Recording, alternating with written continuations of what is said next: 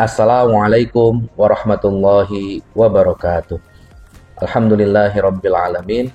Arsala rasulahu bil huda wa dinil haq liyudhihiru ala dini kullih wa kafa billahi syahida. Asyhadu an la ilaha illallah wa asyhadu anna Muhammadan abduhu wa rasuluh. Allahumma shalli ala sayyidina Muhammad wa ala ali sayyidina Muhammad.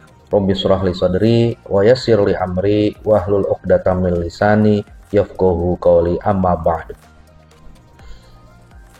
Para pemirsa pengikut channel YouTube Alif Lukmanul Hakim Empil yang saya hormati dan banggakan, pertama-tama dan selalu yang paling utama adalah jangan sampai kita lupa untuk memanjatkan puji dan syukur kehadirat Allah Subhanahu wa Ta'ala atas segala nikmat, rahmat, dan karunia yang telah Ia berikan kepada kita, terutama nikmat iman, Islam, dan juga kesehatan yang kita miliki sampai hari ini.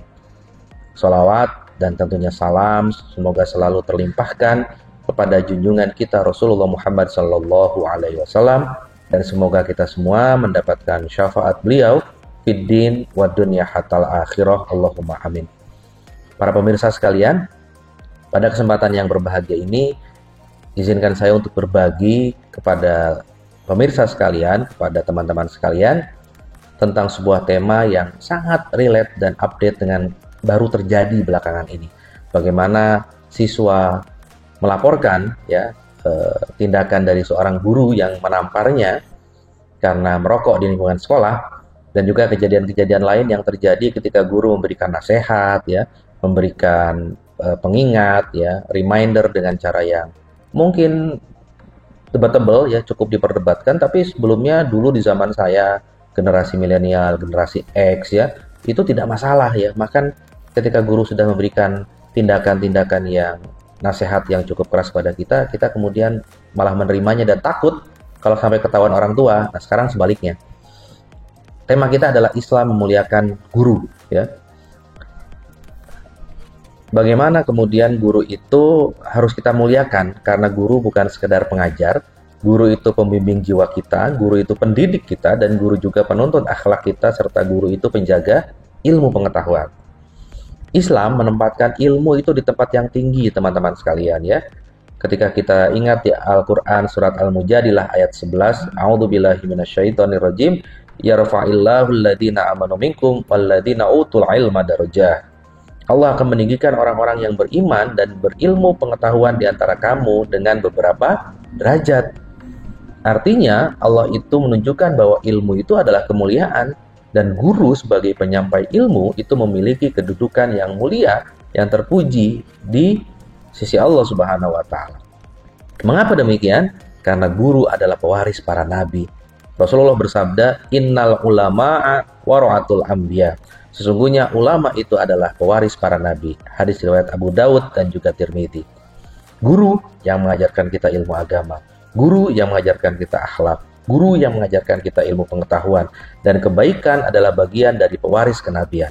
Mereka tidak mewarisi harta, tetapi ilmu yang menjadi cahaya penerang dalam kehidupan kita.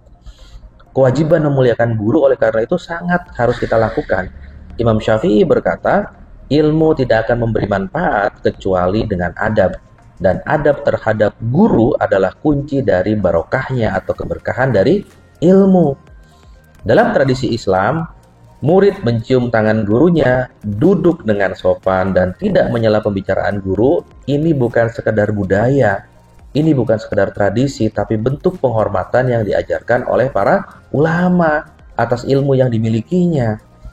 Nah, ada kisah para sahabat memuliakan guru. Abdullah ibnu Abbas itu radhiyallahu an, sahabat yang dijuluki lautan ilmu, pernah berkata, "Ketika aku mendengar ada seseorang memiliki satu hadis dari Rasulullah, aku mendatanginya dan duduk di depan pintunya, menunggu sampai ia keluar, lalu aku bertanya dengan penuh hormat." Padahal beliau, Ibnu Abbas itu adalah sepupunya Nabi, Abdullah bin Abbas itu, dan sahabat yang besar, tetapi tetap rendah hati pada gurunya. Karena gurunya punya ilmu, harus dihormati. Dan kemudian hadis tentang pentingnya menghormati pengajar. Ada juga ini hadisnya. Rasulullah bersabda, yang artinya bukan termasuk ke golongan kami orang yang tidak menghormati guru, orang yang tidak menghormati orang yang lebih tua, tidak menyayangi yang lebih muda, dan tidak mengetahui hak orang yang berilmu.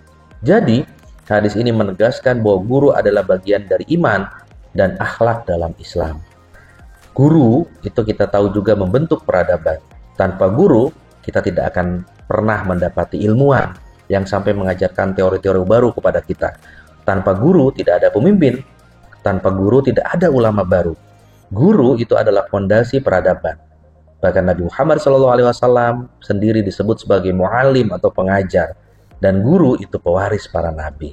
Ya, oleh karena itu kita bisa lihat dalam Quran surat Al-Jumu'ah ayat 2 firman Allah yang berbunyi A'udzubillahi minasyaitonirrajim walladzi ba'atsa fil ammiyina rasulan minhum yatlu 'alaihim ayatihi wa yuzakkihim wa yu'allimuhumul kitaba wal hikmah, yang artinya Allahu a'lam bi muradih, dialah yang mengutus kepada kaum yang buta huruf seorang rasul dari kalangan mereka yang membacakan ayat-ayatnya, menyucikan mereka dan mengajarkan kepada mereka kitab dan hikmah.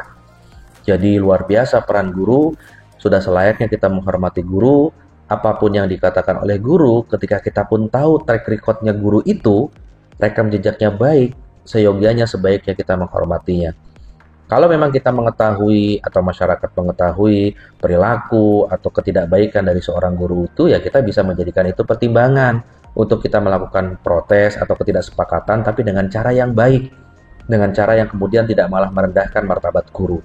Jadi sekali lagi, guru adalah orang yang harus kita hormati. Mereka penjaga peradaban, mereka itu pemberi ilmu kita, mereka menjadikan kita punya akhlak dan lebih baik.